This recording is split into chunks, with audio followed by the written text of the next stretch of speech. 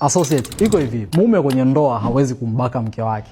Haiwezekani, lakini wakati pekee ambao mwanaume anaweza kutuhumiwa kumbaka mke wake ni kipindi ambacho mume na mke wametengana, yani wapo in separation. Either baraza la usuluhishi limewatenganisha ama mahakama imewatenganisha kuja wao wafikirie kama wanataka kutalakiana. Sasa hicho ndo kipindi pekee ambacho mwanamke akilazimishwa kufanya mapenzi na mume wake anaweza kwenda kusue na mahakama inaweza kumsikiliza, mwanaume atakuwa charged na offense ya rape. Lakini changamoto moja iliyoko ni kwamba kwenye mashauri mengi ya ndoa, kitu ambacho pia wanawake wanalalamikia, ukatili ambao wanafanyiwa na waume zao kwenye ndoa. Tuseme kwamba sisi wanaume tunafanya ukatili, no. Ni kwamba unakuta katika vile vipindi pengine anaumwa ama yuko kwenye kipindi ambacho ametoka kujifungua, mume wake anakuwa na uhitaji kwa lazima kufanya naye mapenzi, kitu ambacho kinapelekea ukatili, na ni sababu mojawapo ambao wanawake wengi wanaoenda kuomba talaka wamekuwa wakilalamikia hilo swala. Lakini sheria zetu bado hazijafanyiwa marekebisho, tofauti na jurisdictions za nchi nyingine, mfano kama nchi ya Kenya. Nchi ya Kenya matrimonial rape inafahamika. So I have a friend ambaye yeye alifanyia research kuhusiana na hilo swala kwamba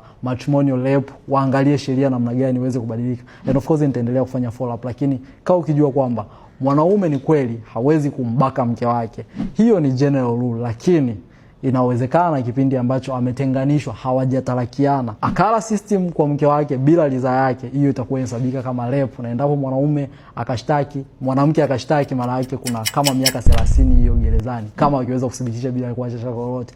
As usual, usiache kutikisa ushahidi. Kama kawaida, kwa mengi na mafunzo kuhusiana na sheria kila siku, follow your account, comment na kushare. Unaweza ukamtumia ndugu yako ambaye unahisi atakuwa anahitaji hili swala. Tikisa ushahidi. That's it.